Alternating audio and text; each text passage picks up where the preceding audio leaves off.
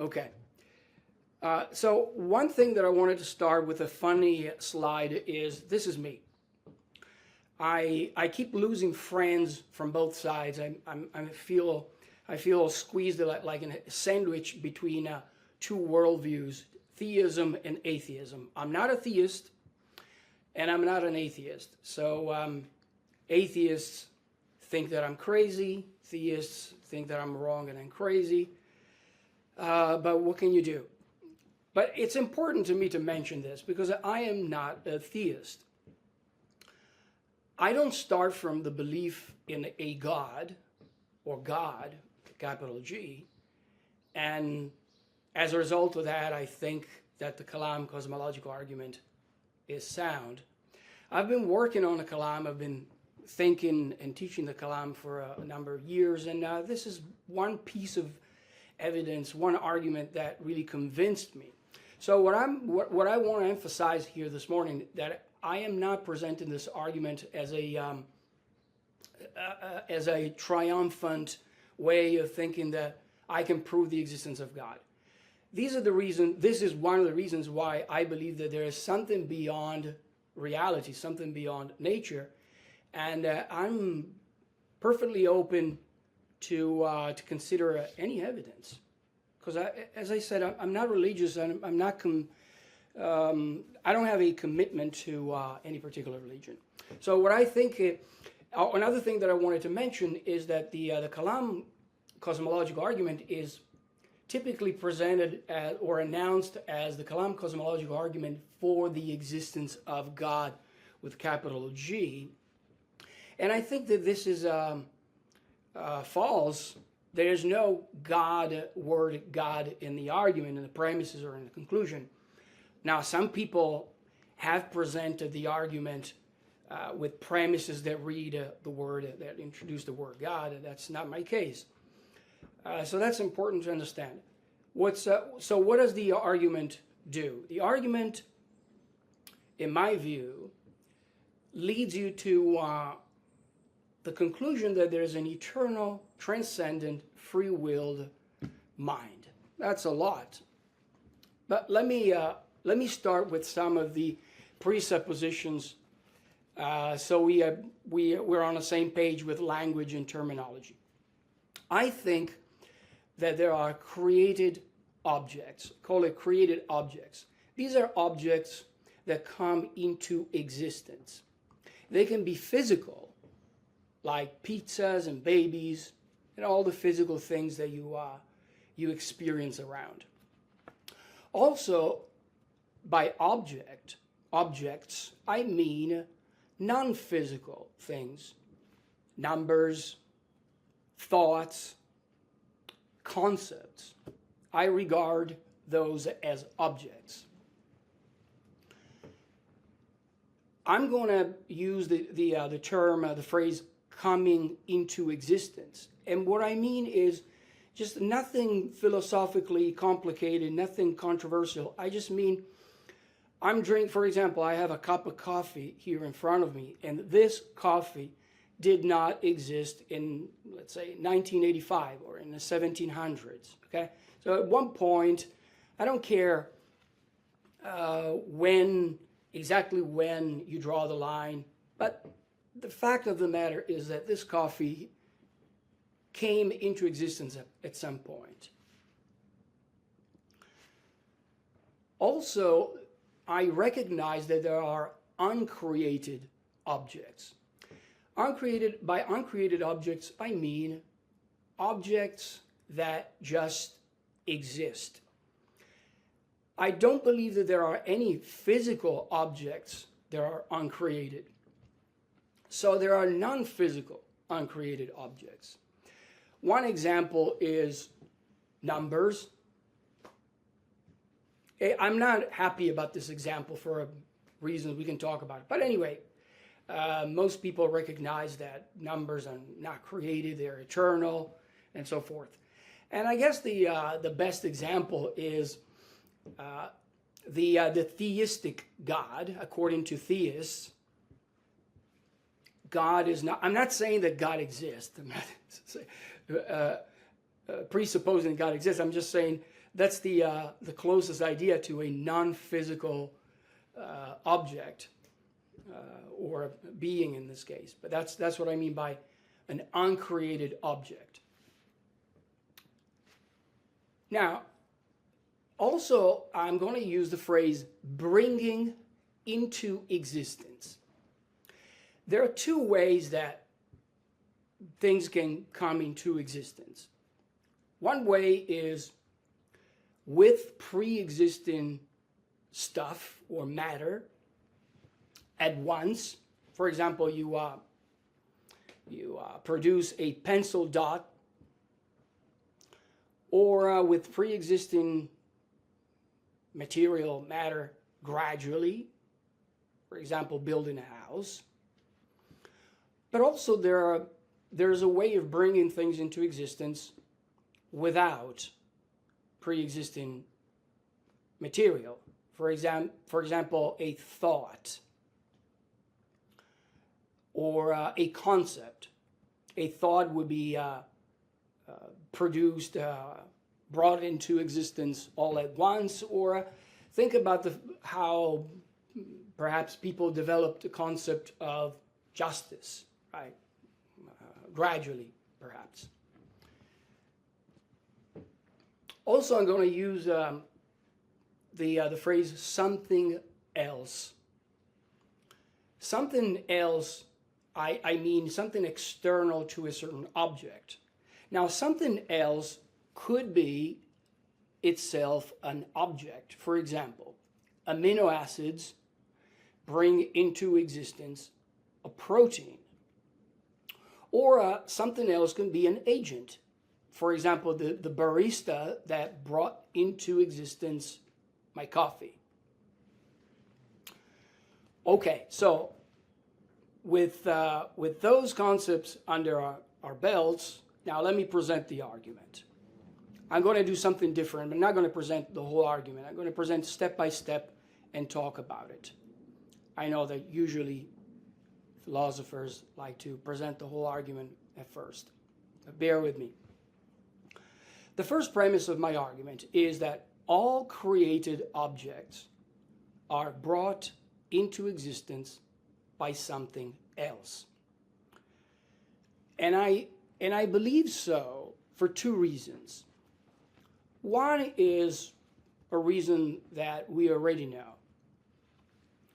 But this reason has the benefit of observation in science. I think that it's correct to say that science proceeds precisely by the presupposition that everything that begins to exist was brought into existence by something else. Now, we can talk about quantum this and quantum that later. I guess I'm going to leave that for the questions, Q&A. So we have observation, and we have scientific confirmation that no physical or non-physical object can materialize from nothing and by nothing. I mean, think about it. A thought, there's a mind there. A concept, or a baby, or a pizza. The second reason why I believe that this is true, it is true that whatever begins to exist, or all created objects, were brought into existence by something else, is that if a created object did not require to be brought into existence by something else, then objects like any objects, like lamps, pencils, would come into being by nothing. I'm sure you've heard this argument before. And I firmly believe that out of nothing, nothing comes. I can't really imagine how any object could just materialize by nothing and from nothing. These are the two reasons. So I think that premise one is true. Or at least what I want to say is that it's more likely to be more plausibly true than its negation. Now, what is premise two? Premise two is that reality is a created object. I chose the word reality instead of universe. You know that if you've been following the Kalam, you know that the Kalam is always presented as the universe began to exist. I just use the word reality because I don't want any quibbling about the meaning. What I mean is reality itself. Some people say, well, maybe this universe, this physicist says this universe, the visible universe. No, I mean the totality of reality, of physical reality. Reality, I argue, is a created object.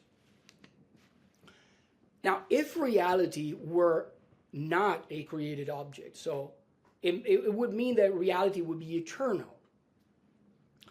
And if reality were eternal, this would entail that an actual infinity of events would have elapsed so far in the universe. If you look back, now of course you can't go back in time, and certainly, at least as far as I am concerned, I'm what they call a presentist. I don't believe that the past exists or the future exists. So the past has existed, it's gone, it's no longer retrievable, it's no longer there. Now, why do I think that this is impossible? It is impossible that an actual infinity exists. There are two main reasons. The first reason is that there's a bunch of paradoxes. Don't worry, I'm not going to talk about all the paradoxes, the Hilbert's hotels, and the Grim Reaper, and the lamp, and all that. You can buy that book by, what's his name, Alexander Pruss. He's got a whole book chock full of these examples. The point of this is, I hear a lot of philosophers saying, well, these paradoxes are not impressive to me. But this is strange to me because I think that I know that in philosophy, typically philosophers use things like strategies, argumentative strategies such as reductio ad absurdum. So why should you not be impressed by the fact that a concept seems to be absurd? So number one, it is absurd. And number two, there's no evidence whatsoever that actual infinities exist. So I guess I have this argument. You might think it's a bad argument, but I'll present it anyway. I might modify it. I just came up with this argument. If an actual infinity of physical objects or events existed or could exist, then we would be able to detect it, observe it, or demonstrate that it is physically or conceptually possible, at least, without its involving absurdities. But we never found or detected or observed an actual infinity, or things or events, and always have failed to demonstrate that it is physically or conceptually possible without its involving absurdity. So in other words, we never demonstrated that actual infinities exist, and we always, when we try, it always leads to absurdities.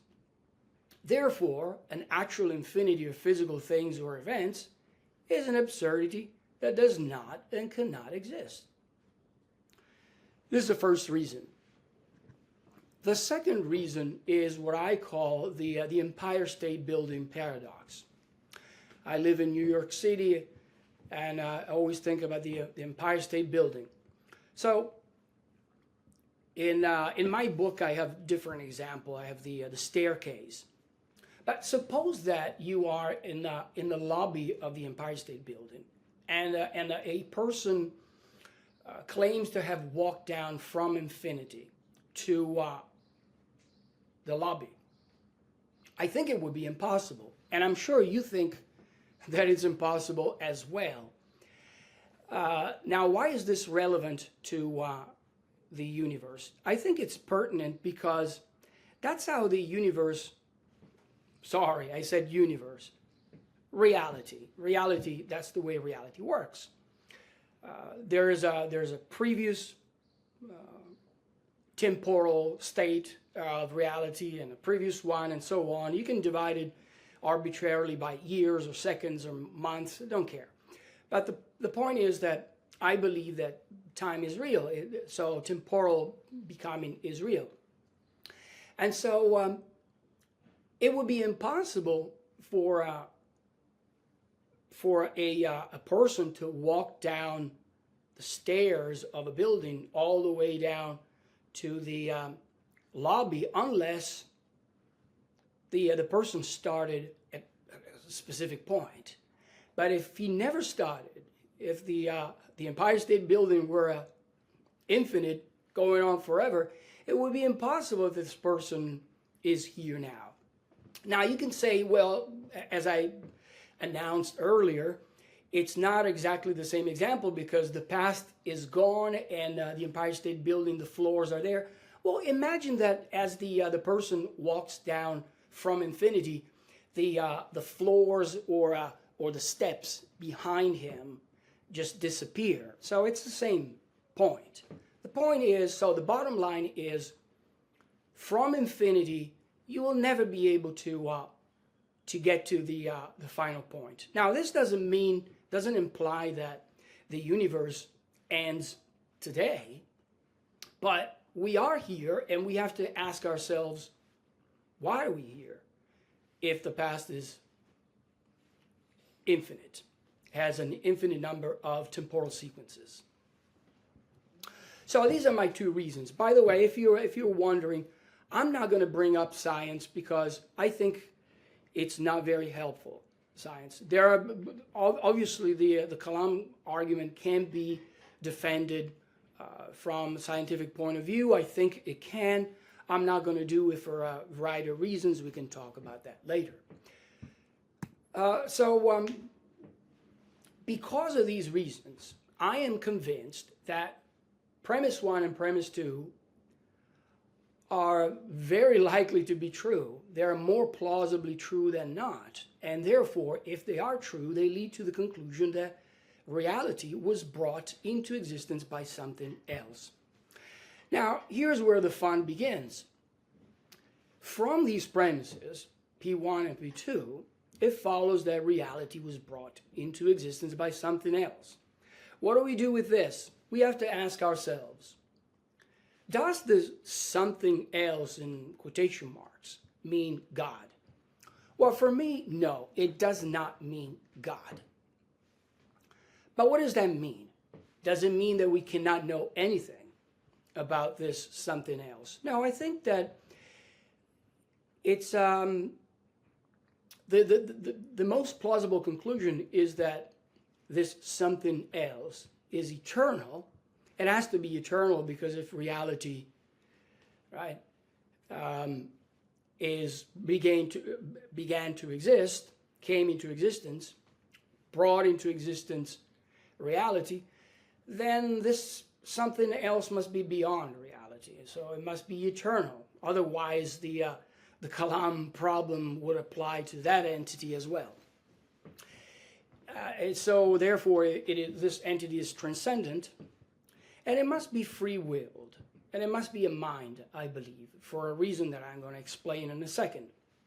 So this is what I think when I think about the Kalam. This is what the Kalam has convinced me, that there is an ETFM, an eternal, transcendent, free-willed mind. I hope that one day someone is going to make me change my mind. I'm not afraid of changing my mind. If you can show me that this is that there's a problem, I'll be more than glad to adjust my belief. For now, I think that this is a sound argument. Now, here's a very quick reason why I think that this something else must be eternal. It must be a mind. It must be endowed with freedom of will. I know that this is a bizarre example, but bear with me. Try to imagine that there's a laptop. Let's say a stone on the F key of your laptop is what brings into existence the letter F on the monitor of your laptop. Now, I know, as I said, it's a bizarre example, but imagine for a moment that there's an eternal laptop, and resting on the F key, there's an eternal stone. You know where this is going. You know that the F on the monitor would be there from eternity. So why is this relevant for the universe? Well, suppose that I'm right, that reality came into existence. It means that there's a moment when it's actually wrong to say that, but let's go along with this. There's no reality, okay? There's this entity that brings into existence reality. Now, some people have heard say, well, maybe reality has a non-metrical time where things happen. But even if there's a non-metrical time, what is the mechanism that is capable of switching from a non-metrical time and non-metrical reality to a temporal reality? So if the stone is what brings into existence the F, and there's something else that I have in mind as what brings into existence the universe, or reality, physical reality, it must be that this object that I call ETFM, right, an eternal, transcendent, and whatever, must be a mind in some respect, must be endowed with the freedom of the will, must be able to choose to exist without physical reality, and then bring into existence physical reality. This is what I'm convinced of, and so the conclusion is that from the conclusion, this is where the idea of God or a deistic God, that's what I believe at least, comes into the picture. When you think about the conclusion, and the extended conclusion of this argument would be that something else in the conclusion is this ETFM that we can call God. I don't even want to use the word God, but it's an entity that exists eternally without physical reality. And this is the end. I'm going to end it here and keep it short so we can have a nice talk. Thank you. All right, perfect. Thank you very much. That was really concise and interesting and dynamic. If it's all right with you, I want to kick off with the first question. So there was a lot of stuff there. I'm much more sympathetic to this version of the argument than I am to Craig's version of the argument, but I want to just pick up on one theme that you mentioned, which is the fact that you mentioned presentism. So you mentioned that you're kind of presupposing a presentist view. So I want to bring up two objections here. So one, I guess I'm just going to say at the outset, I'm very influenced by my advisor, Simon Prosser. Dan noticed, I think one time when I was in a discussion with him, that I make very Prosserian arguments. So I think the first thing I want to say is I'm wondering at what rate you think time passes. So the classic JJC Smart example. And the second thing that I want to know is how you respond to the Hedrick-Morriston objection. So Hedrick and Morriston say something of the following effect. So let's say that we grant presentism, for instance, and we also grant that the past is beginningless. If that's the case, then there are no infinite collections of entities in the past. So let's take the example of a jar of marbles. Suppose I'm dropping one marble in the jar from eternity past.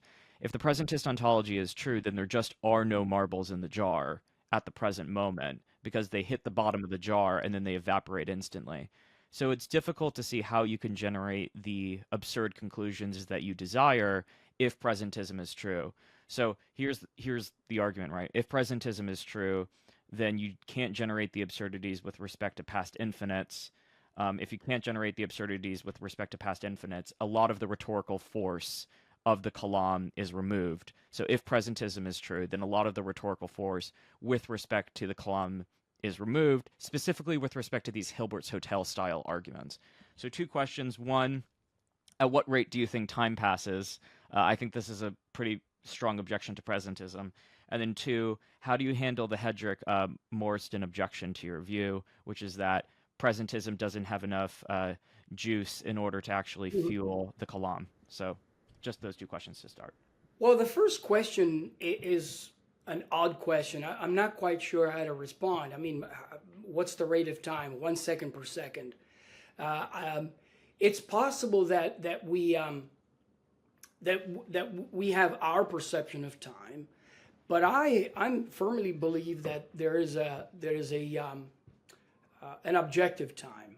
Whether or not we are able to detect it or measure it, I'm not sure, but I'm convinced that there is a time. And so I don't really know how to answer that question. What is the rate?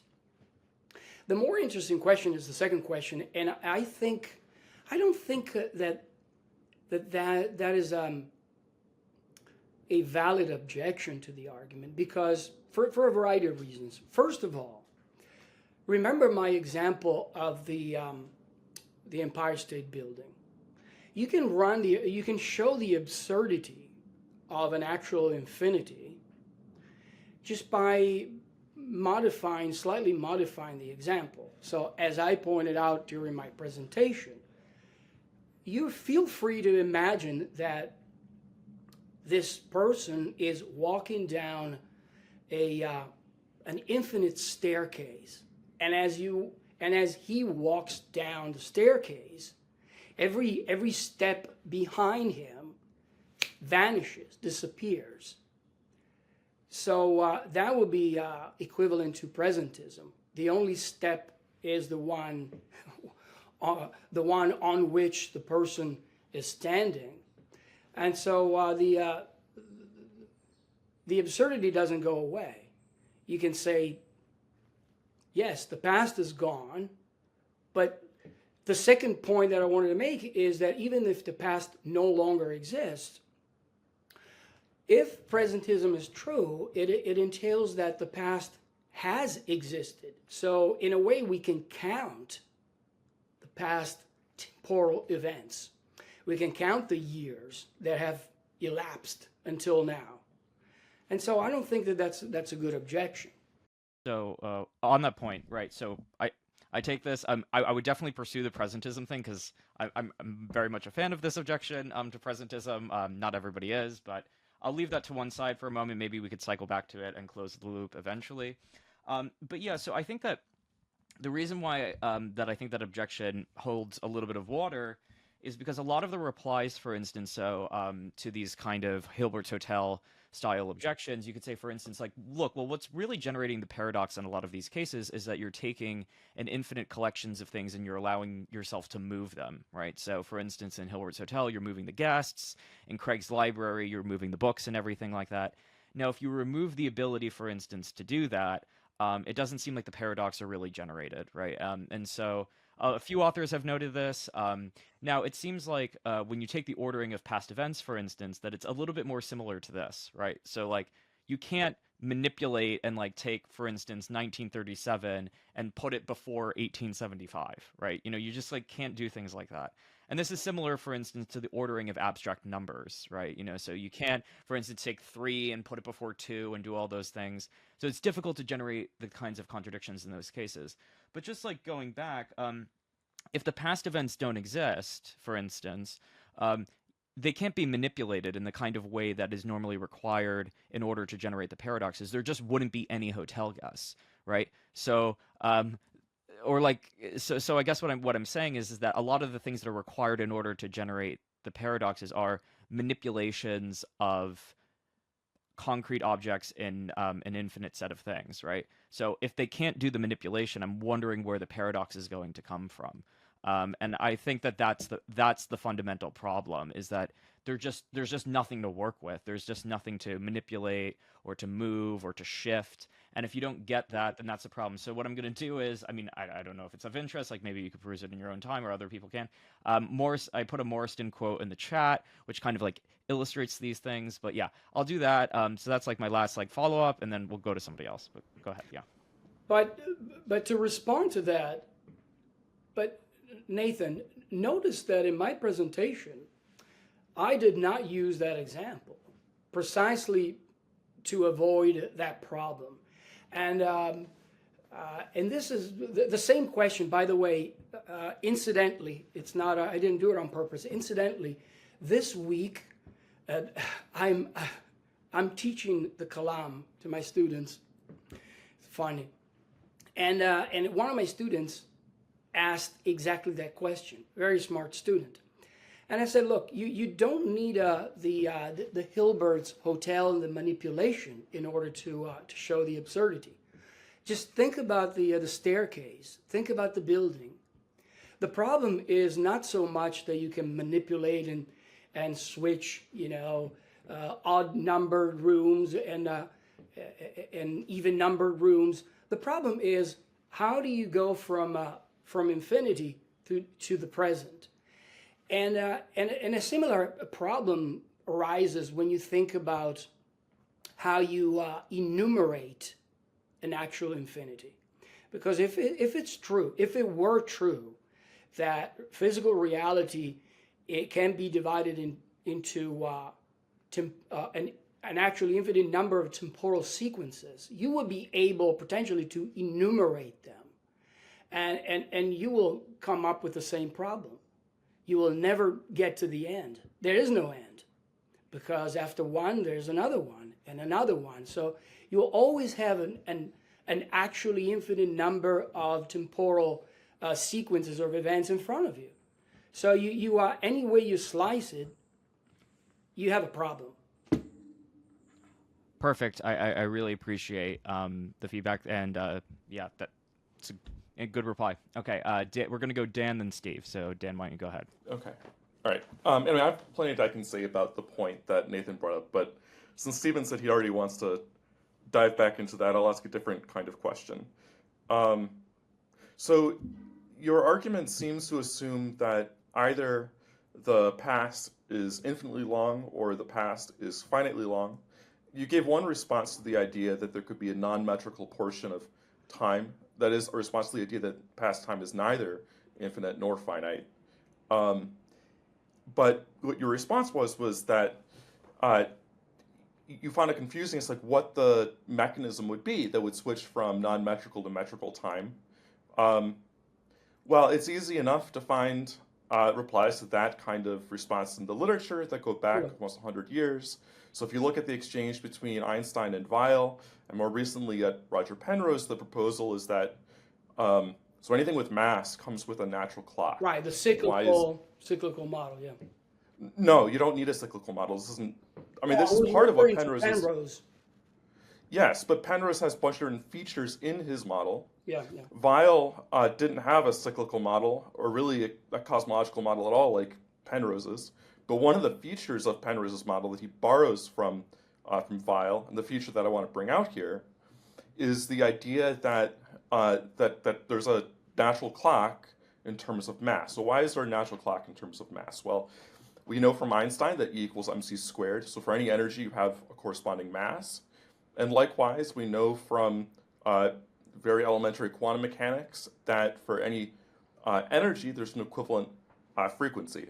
So with a frequency, that's the inverse of a period, and so you can build a clock from any mass by simply equating mc squared to hf. So if there was a period of time in the universe's history when there was no mass, then there would be nothing, the proposal goes, and there'd be nothing to set clocks, and so there just would be no fact of the matter about how much time passed during that portion of the universe's history. So that seems to get entirely around the. I mean, your objection is just that you couldn't think of a mechanism. Well, here's a mechanism. Well, I have a couple of responses. Let me see if I remember it. The first one that I would like to point out is that I'm aware of those mechanisms. The problem is that when I think about it, what do these mechanisms really do? They are very, very ingenious, very clever, very adroit models, but they are speculations. There's not really a way of testing any of that. So I mean, I want to be fair. I think that there's no way to test it. There's no way to test what I'm saying either. So I'm not really sure what to do with those models. And that's one of the reasons why I don't want to present the Kalam. I don't want to defend the Kalam based on scientific arguments. The second point that I wanted to mention is that it seems to me that even if it's true that there is a segment that is not temporal. I mean, think about this. What I'm going by what Penrose has in mind. Penrose, more or less, of course, his idea evolved over time, but the basic idea is that there's no mass, there's no time.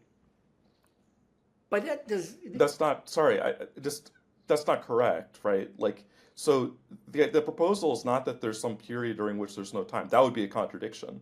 The proposal is there's a period during which there's no metric, but there's still time. Yes, that's what I wanted. That's what I meant to say. So there's no metric, but that's the very point that I want to make.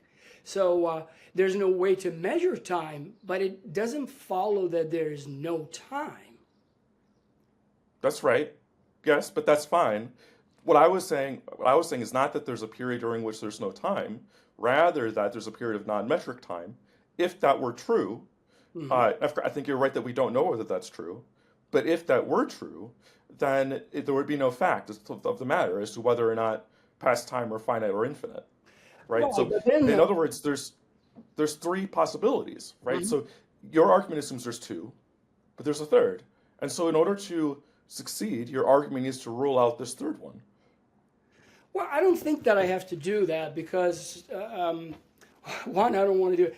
Now, my third response would be, even if this is true, all this is true,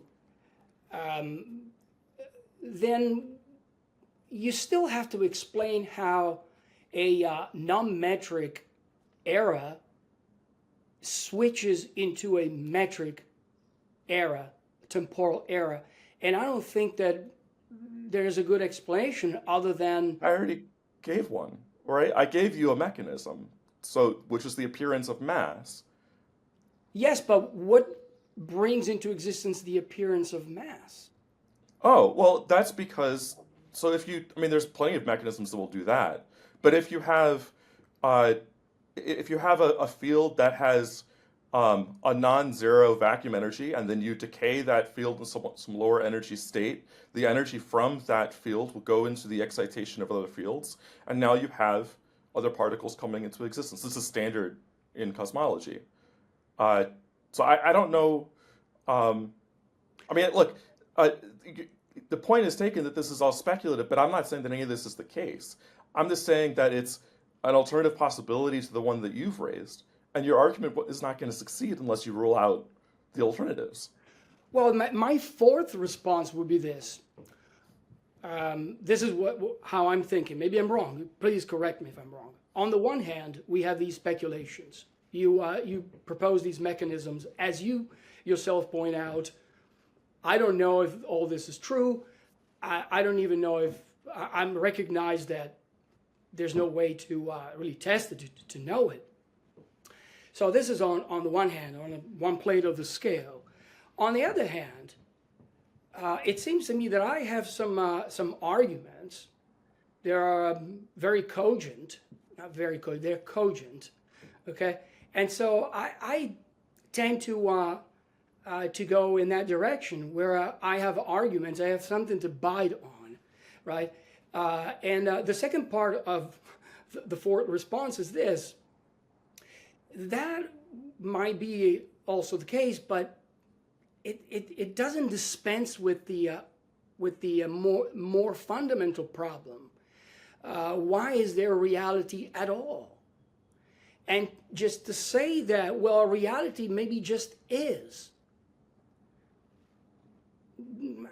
to me, it doesn't, to my ear at least, it sounds not very plausible, not as plausible I never as said the model that I presented. Yeah. So look, I never said that reality just is. What I'm doing is No, I'm I didn't say responding that to. you said that.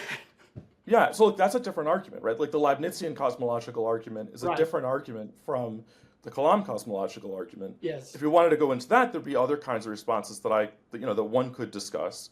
But at least in terms of the Kalam cosmological argument, Yep. it's incumbent on the proponent of the argument to rule out alternative possibilities so that they can reach the conclusion that the past is finite. But you haven't done that, right? Like that's so. In other words, like the argument's not going to be even logically valid unless you show that the contrary positions here are not true.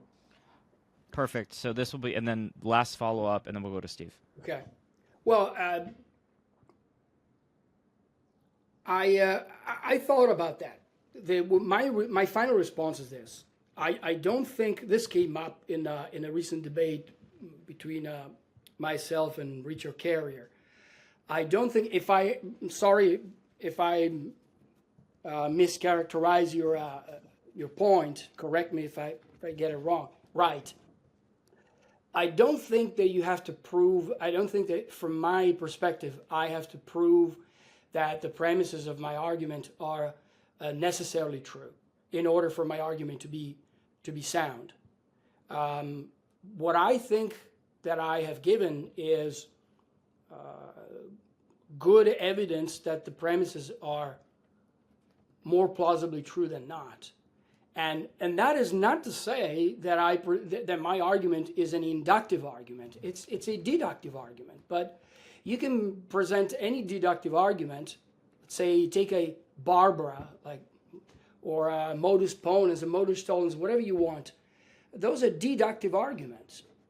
Now they're sound because the premises are true and the conclusion follows necessarily. But what is truth? What if apples do not exist? What if the world do not exist? So the idea, the skeptical idea, is going to throw the baby in the bathwater altogether, and there goes deductive logic. So I think I don't need to do that much. I need to show that the premises are more likely to be true, and as I said, I'm very open to the possibility that they are not true, but I need to see some evidence. And all the models, all the mechanisms presented by various scientists, I don't know, I'm worried about them. They don't convince me. All right, perfect. So Steve, why don't you go ahead? So great, really enjoying the conversation, and apologies for being late. I had a meeting.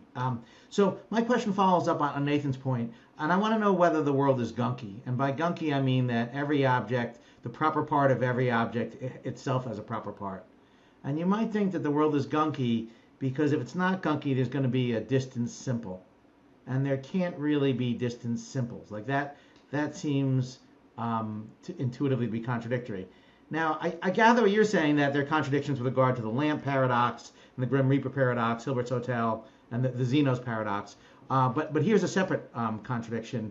The notion that there's a distance simple or a time simple strikes me as every bit as counterintuitive as these other claims. So I'm wondering, why isn't there like a stalemate in terms of contradictory intuitions? Because it just seems that it's implausible, as implausible as the lamp paradox, for example, to say that there's a distance simple. I don't quite understand what you mean by distance simple. I don't know. So what this imagine we want to know what. would be. Imagine we want to know the world is gunky. So we take a piece of clay, we cut it in half, and we cut that in half, and then we get the subatomic particles. We keep on cutting those in half. And imagine someone says, well, look, at some point in time, there's a distance simple. Right? There's no shortage. And you think, well, as long as the distance is finite, there's no distance simple. And And if there's no distance simple, then everything's going to have a proper part because the spatial region of it will be a proper part. So if there is no distance simple, it seems that there is an infinity, namely the number of parts you can cut into. Now you said, well, the difference between the notion that we can cut it up and that they do have these parts. Right. Whether that's true or not, all I need to know is that there's an infinite number of parts in virtue of the fact that if there were not an infinite number of parts, there'd be a distance simple, and a distance simple is as implausible as the lamp paradox. Okay, if I understood you correctly, it seems to me that this kind of objection would be very similar to Zeno's paradox, right? Because Yeah, I mean, look, I grant you that Zeno's paradox is a problem. So is the lamp paradox, Grim Reaper, and Hilbert's Hotel. But on the hand, if someone tells me there's distance and time simples, I'm like, ooh, that sounds to me as offensive to my aesthetic sensibilities as the lamp paradox. So I'm thinking like, okay, I guess we're just in a stalemate here. I mean, both sides can generate offensive paradoxes. Jeez, kind of in a stalemate. Well, my response would be, look, that might be a problem, but I don't think it's a problem in terms of the Kalam because we're here. Okay, I don't know how to divide. I don't know what the present is, for example. What is the present? Is it 1 second, 1 minute, fraction of a second? I don't know. But the point is, we came here from an actual infinite number of temporal events, whether or not they can be subdivided into an actually infinite number of sub events. I don't think that objection goes anywhere. The point is, if it's true that the universe is infinite in the past, regardless of how you divide the temporal portion from an infinity to right now, 2024, it's still a problem. So the absurdity creeps back in. So I claim the absurdity cuts in two different directions. I mean, in your paper, which by the way I really enjoyed, you suggested that there are not infinities. I mean, you gave these paradoxes, and you could have claimed, look, there's no unbounded infinities, but that's not what you claimed. Right. You claim that there are no infinities. Well, I gave you an argument that there is an infinity, because if there were not an infinity, we have distance simples, and distance simples are not merely contradictory as with finite, they're as aesthetically offensive as the lamp paradox or the Grim Reaper paradox. So my claim is real limited. It's just we're in a stalemate. We have to concede there are incredibly strong arguments for and against infinity, but once we grant that there's no distance simple and hence there is an actual infinity, then it seems, well, there's nothing particularly offensive about the universe going infinitely far back, because we're already in the world where there are infinities. I think it's a very good point. I don't want to dismiss your point just offhand. It is a very good point. However, my response is this: that I feel as though you this kind of argument seems to make a modal mistake. I think it goes back to that problem. The idea that if it's potentially possible to divide something, then it follows that there is an actually infinite number of portions, and it doesn't follow at all. So it's a modal problem. It's a moral fallacy problem, and I don't think there is. Yeah. Now, the second point, hold on. The second point that I wanted to make is that, once again, the way I see it is this. On the one hand, I have lots and lots of arguments showing that actual infinity is not only absurd as a concept, but it is impossible. And also, we have never detected one. We have never experienced one. We cannot even think about actual infinity without generating absurdities. And on the other hand, as I said, there's no evidence of an actual infinity. So this is why I'm more persuaded that actual infinities do not exist. Well, just one quick response, and then I'll stop. With the modal fallacy, I mean, look, the claim that the world is gunky just is a modal property. So I'm not like making any modal fallacy. I'm just saying, look, I claim the world is gunky, and gunky is in fact a modal feature. So I don't see where there's a modal error. In addition, I'm willing to grant what you say, that look, I mean, again, I have the same problem with the paradox as you do, but I really have problems with the notion there's a distant simple. I mean, let's say I smoke pot all afternoon, it still wouldn't make sense to me that there's a distant simple. Like, I just couldn't wrap my head around the notion that a finite distance can no longer be divided. Same thing with with a time simple. I mean, a 5-second period cannot be divided. So my claim is more limited, that look, if there are no distance or time simples, and if the world is gunky, there are infinities in the world, then we need to know, is there a special problem with unbounded infinities? But the mere fact infinities, at best, we're in an intuition stalemate.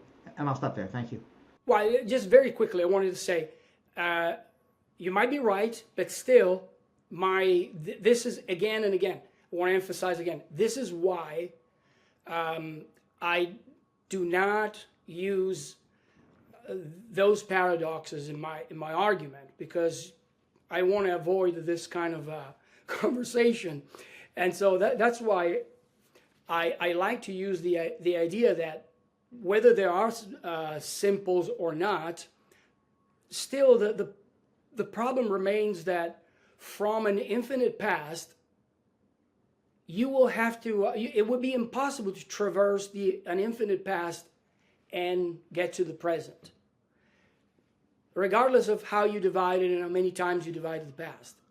The fact of the matter is, after one moment of time, as though small it might be, there's another one, and another one, and another one, and always you will always have an infinite number of portions of time in front of you, and you will never be able to get to the end, to the lobby of the Empire State Building. Perfect. All right, Eric, why don't you go ahead with your question? So I think there are two good reasons to think that soundness is not validity plus plausibility of premises. We didn't say that. I think he did, at least in the. I mean, maybe I've misread you here. Didn't you say that you only have to show that your premises are more plausible than the alternatives? Well, what I said. Let me repeat what I said. What I said is this. Let's say that I formulate a valid argument. If A, then B, A, therefore B. Okay? Suppose that A and B, we're talking about apples and bananas, right? Now, is it possible that we are in the matrix? Well, sure, it's possible.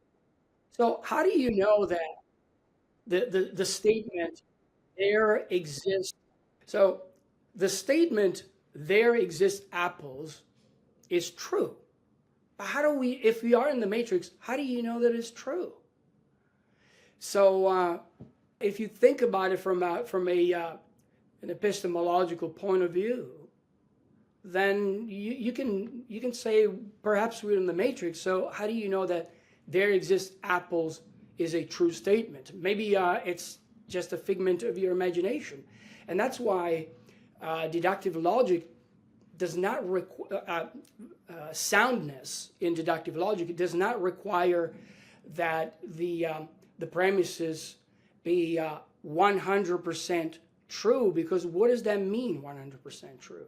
You would have to be omniscient to know that something is 100% true. You would have to be God, no pun intended. Sorry, if I can. Yeah, sure. If Go I ahead. can clarify Go. what I said. Yeah. So what I said previously was not. I didn't bring into question the soundness of the argument. I brought into question the validity of the argument. No, I was you said- responding to Eric. Yeah, but he was asking a question based upon what I had said, and as a point of clarification about the claim that I had made, I didn't claim that the argument was unsound because you didn't consider some skeptical possibility. I said that the argument was invalid because you didn't consider, well, it's not even a skeptical possibility. It's like a live physical hypothesis. And so, like, if you just consider an argument that says premise one, P and Q and R, premise two, not Q, conclusion, therefore P, well, that's not a valid argument, right? You have to rule out both Q and R. And it's not going to work to show that you're not going to get, no, that's as far as validity goes. As far as soundness goes, you're not going to get soundness out by just showing that the premises are more probable than not. Here's why. The probability of that is conferred onto a conclusion from the premises is the probability of the conjunction of the premises. Now, if each of the premises are independently probable, and suppose that they're probabilistically independent, well, then the probability of the conjunction of the premises is going to be the product of the probabilities of the individual premises, in which case, even if every premise is individually probable, the conclusion can still be less probable than 50%. In other words, even if each premise is individually probable, the conclusion can still be, the negation of the conclusion can still be more probable than not. So you have to show much more than just that each premise is probable, and you have to do more as far as validity is concerned than to rule out one possibility when there's more than one alternative to your hypothesis. Right, but as far as soundness, what you said, it's correct, but it's found as far as validity. What you said, what I understood that you said, sounds wrong to me, because the argument that I presented is deductively valid. P1 and P2 lead necessarily to P3. No, but in defense of... You can't say that the argument is invalid. You can say it's unsound. No. You do have an invalid argument, but it's not the main Kalam argument. It's an argument for one of your premises. So if one of your premises says that... Oh, you're referring to the argument in support of one of the premises. Yes. Oh, okay. All right. Okay. So the argument says that okay. So you have a premise that says that the universe is created, or reality is created. I have a problem with all that terminology, but never mind that. Let's set that terminological debates as one side. That and to support of that premise, you say, okay, well, there's two possibilities: either past time is infinite or past time is finite. Well, no, there's a third possibility, and unless you rule out that third one, you don't have a valid argument in defense of that premise. I think that my second point, if you want to call it argument or reason, takes care of that problem, because out of nothing comes, and even if there's a third possibility, what could it possibly be? That possibility that the universe, as you pointed out, has a non-metric period. Problem is that even if you have a non-metric period, I'm not convinced, as you are, that there's a plausible mechanism to go from non-temporality to temporality. I'm just not convinced. And the speculative arguments by physicists don't really convince me that that's possible. They don't even convince the physicists, by the way. I want to add. All right, perfect. We're going to go to Steve next. So, really enjoying the conversation, so thank you. In your argument, you separate out created and uncreated objects. Presumably, you think that the creator, God, is an uncreated object. So my question is, leaving aside the created, uncreated, let's go to the PSR. Is it your view that God explains himself, and here I'm going to use a Nathan Bray argument, if God explains himself, haven't we just made the argument depend on the modal ontological argument, right? That is, if you have to assume that God explains himself, then you either have a way in which God explains himself, which other than the modal ontological argument, it's hard to see what it is, or you don't, in which case you're in a violation of PSR. So is it your view that the Kalam cosmological argument is sound only if the modal ontological argument is sound? I disagree. I don't think so, because if I presuppose that it's one thing, but I don't presuppose that there's a God. What I'm doing with the Kalam, from my point of view, I'm not sure you said that you connected late, right? I remember you came late into the Yes, I did. So Yeah. I pointed out in my one of my earlier, one of the first slides that I showed, I said I am not a theist. I don't believe in God. I'm not religious. I don't go to church. I don't pray. And nothing wrong with that. You can be religious. It's a beautiful thing. That's not me. So I never started with the presupposition that there is a God, and by the way, we don't have time to talk about it now, but I don't think the ontological argument is a good argument, so I don't even start from that. What I do with the Kalam argument is that I ask myself, is it possible that reality is eternal? And with the Kalam is a tool that enables me to say, no, it's not eternal. And if it's not eternal, then what? Then God with the capital G? No. No. There must be some explanation, if you want to call it explanation, some entity that brings the universe or reality into existence. So I don't think that I need the ontological argument at all, and I don't presuppose it, by the way. So take an uncreated object, right? Let's take an uncreated object that created the universe, and that did that, if I remember correctly, like as you think through some mental event. Mm-hmm. Now this uncreated object is either explained or unexplained. That is, its existence is either explained or unexplained. Well, if it's unexplained, I don't see how that's any worse than having the universe be uncreated. I mean, once you've given up explanation, why can't you just say, look, we have the same problem with creation. Mm-hmm. So your uncreated creator is going to have to be explained. And so my question is, what explains the uncreated creator? Right, I've heard that before. I don't think it's necessarily an objection that undermines the Kalam. What it is, that objection is an objection that it's a valid objection, but it doesn't attack the Kalam. It just says, how do you explain the creator? And if I answer, who knows, the creator just is, it doesn't seem to me that then you have the right to say, well, you see, you can't explain the creator, therefore the Kalam is invalid or unsound. So it's not really... So I want to make the fatal objection. So I'm going to claim that it is a fatal objection. Here's my objection. If someone says, look, what explains the universe is an uncreated creator, and I can show, let's imagine that I can show that an uncreated creator is as contradictory as unbounded infinity, in virtue of the fact that it lacks an explanation.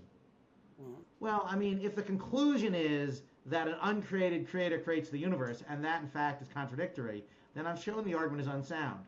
So my claim is, and again, I really like the presentation. I mean, and also the paper as well. But that said, I claim that we can put the following dilemma to you: either you explain the uncreated explainer, or you concede that, not concede, but I mean, it looks as if the Kalam cosmological argument solves a problem through the notion of a contradictory concept. Yeah. No. Yes. When you put it that way, it's a very good objection. I've thought about it. I'm still thinking about it. My hunch still is to think that it's more plausible. I'm sorry if I keep repeating that word, plausibility, but I'm going with the existence of an uncreated, transcendent, eternal mind. It just doesn't seem reasonable to me to think that reality is just is. But the second point that I wanted to make, I hope it doesn't sound like cheating here. There are other reasons that augment my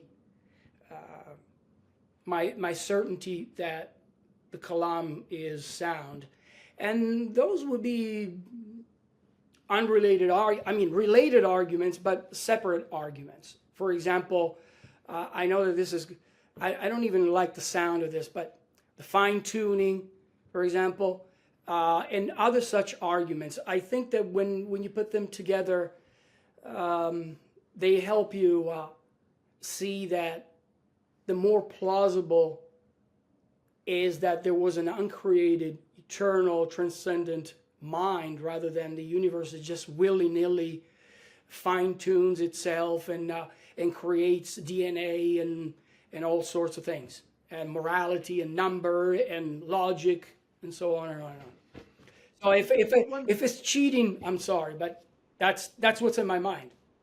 Okay, one quick follow-up and then I'm going to stop. So imagine you said, look, the universe comes from an uncreated transcendental mind, which I gather is what you said. Transcendent mind. Transcendent, yeah, not transcendent mind. And someone thinks, well, that sounds a lot to me like God. I mean, if you say, well, I don't believe in God, or I'm Gnostic, but I think there's an uncreated transcendent mind. Right. I'm tempted to say that you're not really generous enough to the theists. I mean, that's like close enough to what they mean by God. So why don't we just say, look, we get in terminology. At the very least, it's a small g God. I mean, why not say that you're you believe in a small g God? Well, but maybe you came late.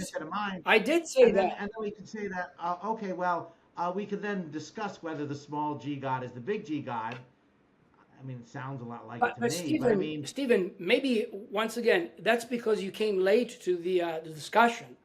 I did say that at the beginning of my discussion, at the outset. I said I am not religious, and in my book, Deism, I argue, in fact, that all the arguments that theists typically present, the moral argument, the fine-tuning, they take you as far as the existence of a lowercase g, God. That's what I said.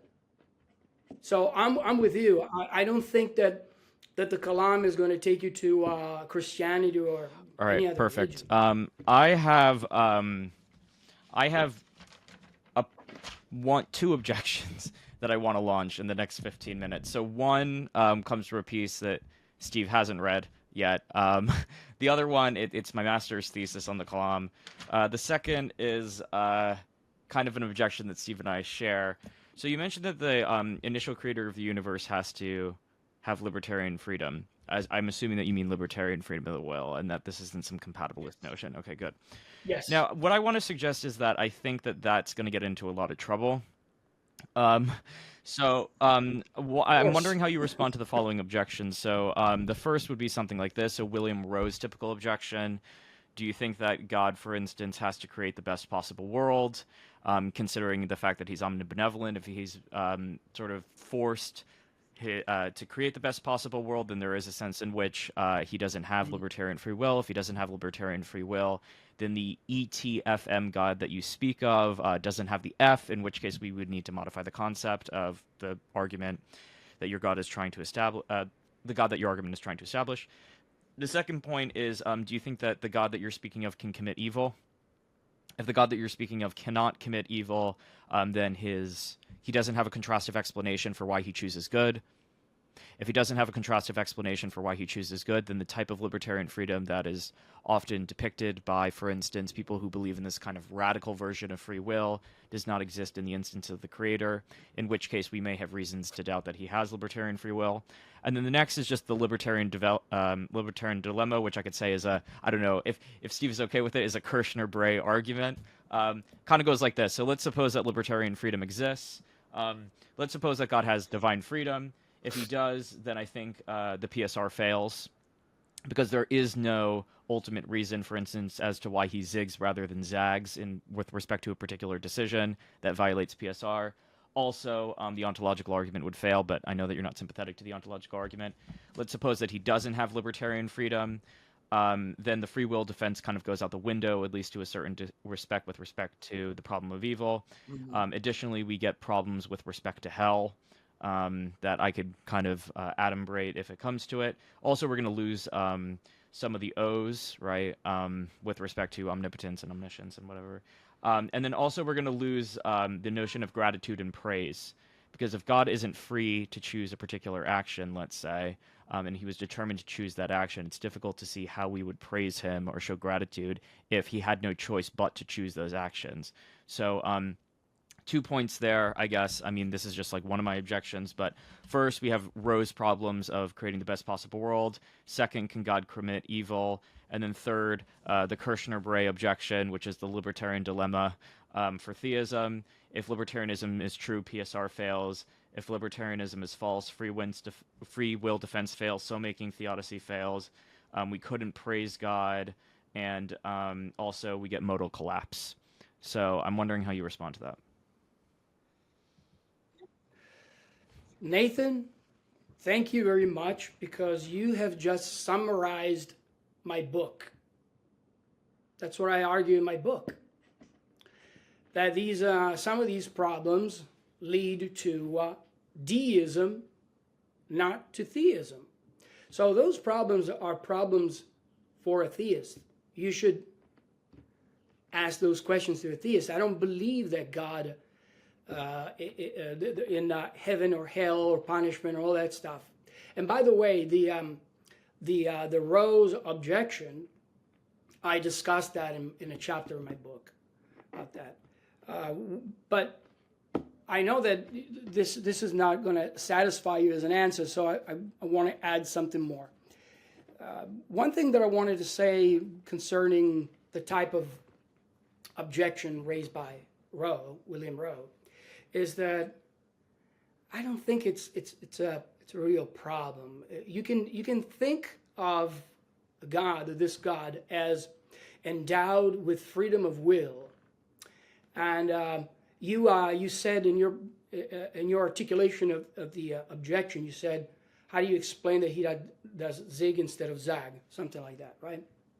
So if you now I'm speaking for a moment from the theistic perspective. If you believe that the God of theism is omniscient, then it follows that the God of Christianity, for example, the God of the classical God of monotheism, is an omniscient being, and that means that he knows all the true propositions, he knows everything that is true, and therefore he does not need to choose whether to do zig or zag.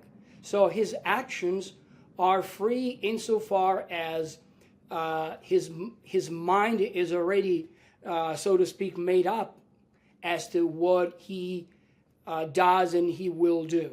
So I don't think that that's a problem. That's the way I would respond to that.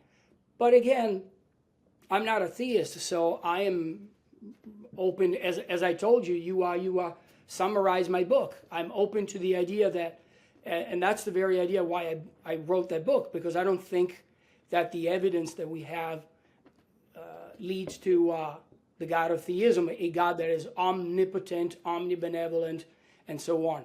With regard to the problem of evil and the evil God, by the way, I have a presentation, I have a talk on the evil God on, I'll let you know what it is. And I published 2 papers on the evil God. You can check it out. And I also have I gave a talk, I don't know if you know, what is it, Capturing Christianity? I gave a talk against the existence of an evil God. So you might want to check that out. I don't think it's the concept of an evil God is coherent. Anyway, but that's good. Yeah, that might take us far afield. So what I want to do is sort of reply to some of the specifics of what you exactly said. So for instance, let's just take these kind of cases of what I'm going to say, cases of indifference, right? So God can't be subject to Burden's ass, right? So for instance, let's say that we have one universe that maximizes utility in some interesting respect. I mean, let's suppose that God's in the maximizing business. For the sake of argument. So there's one with an odd number of stars. There's another one that has an even number of stars, and he's trying to decide between the two. Okay, now how does he decide between the two? Either it's ultimately arbitrary, and he just picks a random one, and the question is, well, how would he decide between the two? Maybe he could use a random number generator. If he uses a random number generator, then it seems as though he's subject to the results of the random number generator, at least in some respect, as Grover 1988 points out. If that's in fact the case, then we're somewhat undermining the omnipotence. That's one thought. The second thought is, I think something that Steve wrote in his 2004 paper, which is, do you think that God has control over his desires? Even if we say, for instance, that his choices are consonant with his desires, I mean, does he have control over his desires? I mean, let's say he has a choice that flows from the psychology, but he doesn't have control over the psychology. It's still difficult to see whether or not that he has free will. I mean, for instance, let's take the case of Frankenstein's monster. This comes from Paraboom. Frankenstein's monster goes, he's created with a fully formed psychology in a single instant, and then directly from that moment, he goes out and he strangles a child. Typically, we would not consider, for instance, Frankenstein's monster morally responsible for the actions that he subsequently commits after doing something with a fully formed psychology. Now, if God is analogous in this specific respect, God has a fully formed psychology and can't change or control his desires, why wouldn't we say the same thing, which is that God does not have significant responsibility in this particular case, in which case we would begin to question whether or not he has libertarian freedom. So 2 points. One, does God have to use a random number generator, in which case it seems as though the freedom, omnipotence is in question in matters of indifference, because he can't be subject to Burden's ass. And the second case is, does he have control over his desires? Because if not, I mean, it just doesn't seem like he has responsibility. If he doesn't have responsibility, there's not a robust enough sense of divine freedom, and then I'll go to someone else. Yeah, that's very interesting. Let me try to think it. There's so much that you asked me. Okay, let me take one by one. The first one is there a number generator? How does God decide this world rather than another? Okay, now I'm going to give you two different answers. From my perspective as a deist, I can say to you that it's possible that this God that I have in mind, that created the universe, has the power to create the universe, and that's it. Now, this doesn't mean that he or it is indifferent. Perhaps it's possible, this is one of the things that I argue in my book, it's possible that this God eventually will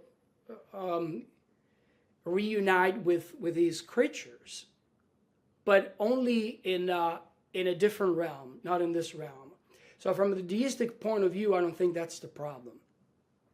From a theistic point of view, the theistic response, I think, I don't know why I'm speaking for theists. I'm not a theist, but I think a theist would.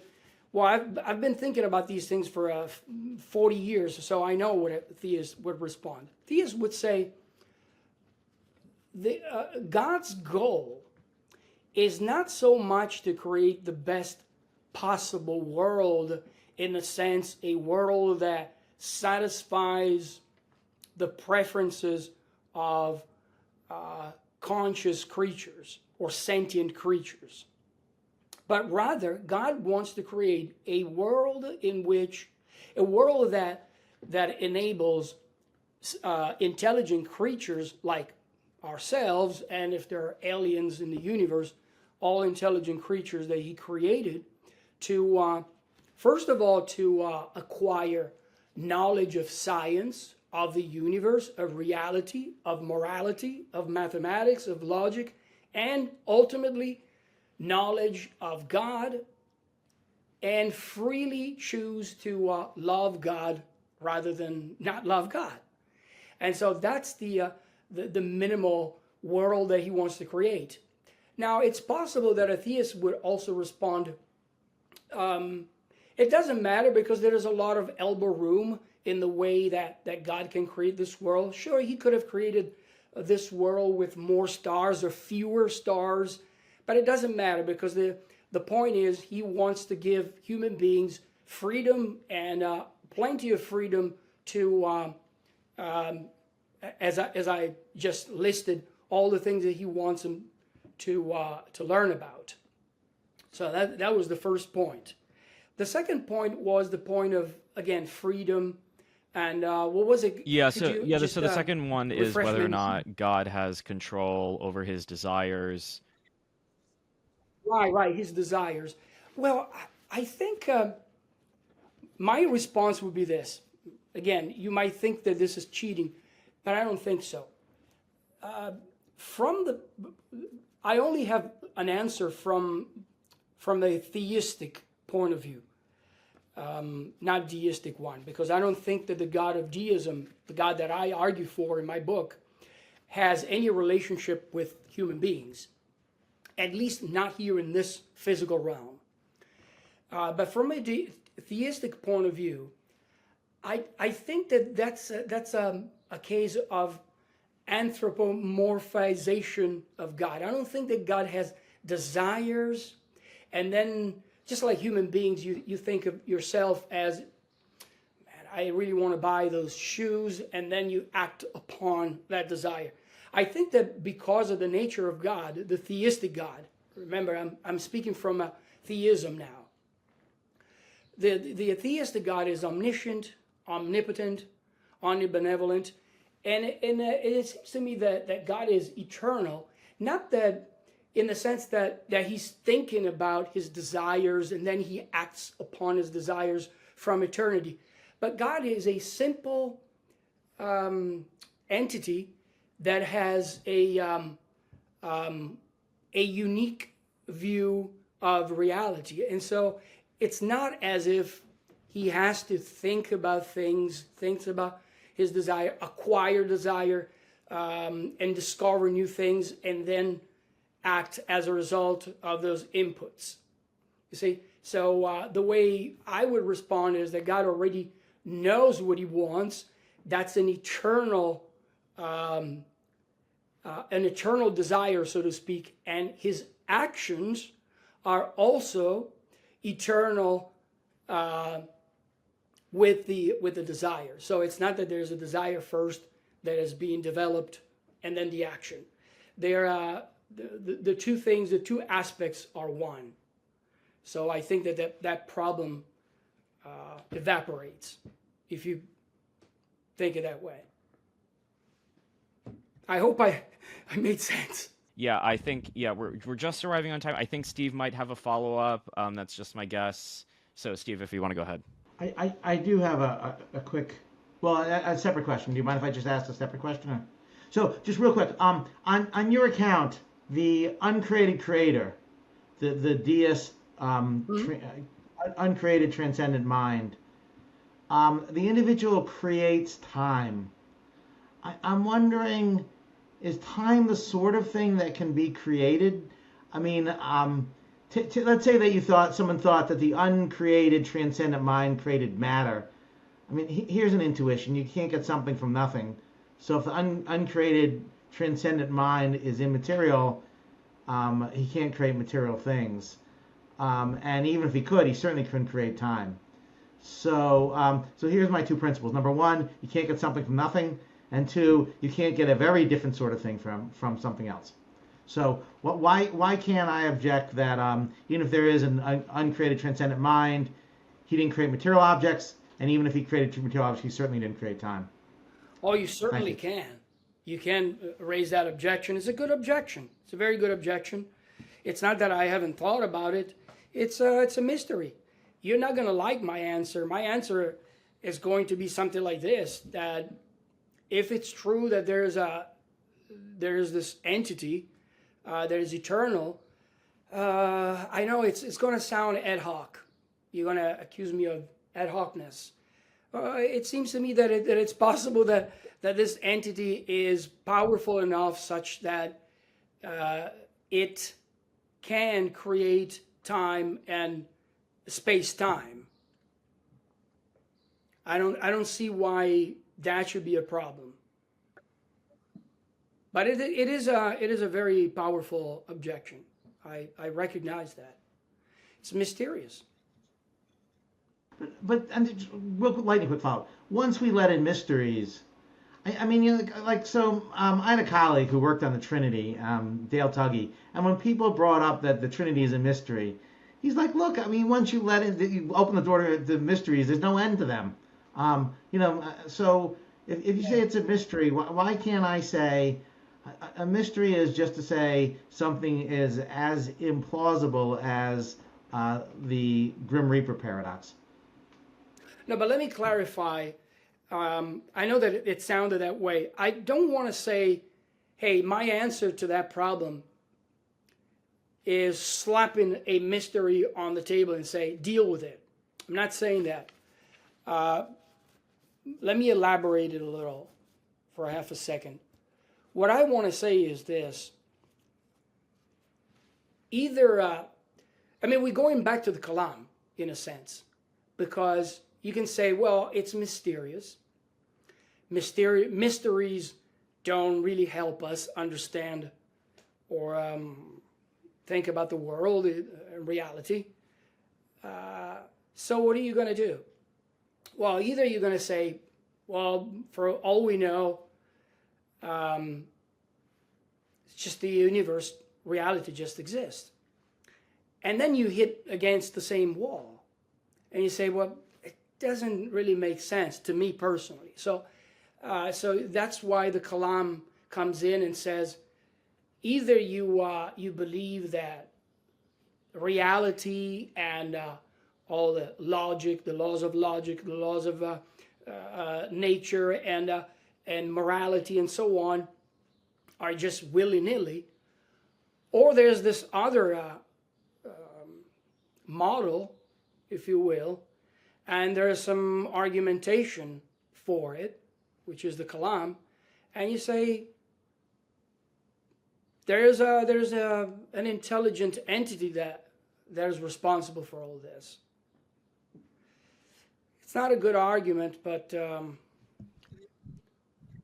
I tend to prefer this one, unless there's something strong against. Fair enough. We're just bookending the discussion. So what I'm going to do is, say thanks.